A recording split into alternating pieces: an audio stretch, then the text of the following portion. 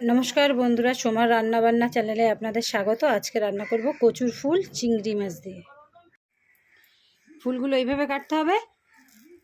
এই ভিতরে একটা অংশ আছে, যে এটা ফেলে দিতে হবে, এটা পুরোটাই ফেলে দিতে হবে, এইটা নিতে হবে,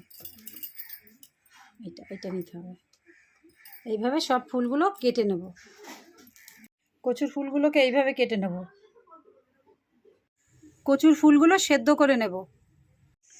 কচুর ফুলে মশলা লাগছে পেঁয়াজ, রসুন আর লঙ্কা।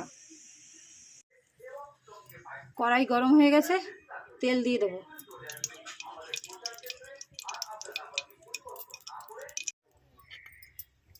চিংড়ি মাছটা ভেজে নেব।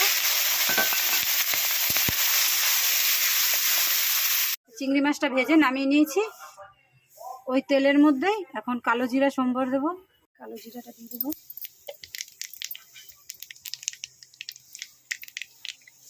আর যে মশলাটা নিয়েছিলাম ওটা বেটে নিয়েছি, বাটা মশলাটা দেবো। লবণ, হলুদ, ওটাকে কষিয়ে নেব।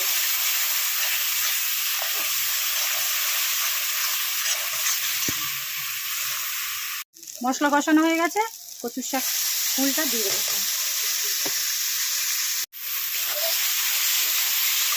কচুর ফুলটা দিয়ে ভালো করে কষিয়ে শুকনো শুকনো করে নেব।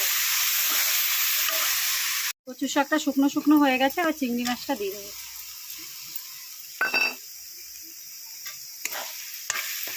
দিয়ে মিশিয়ে নেবো ভালো করে।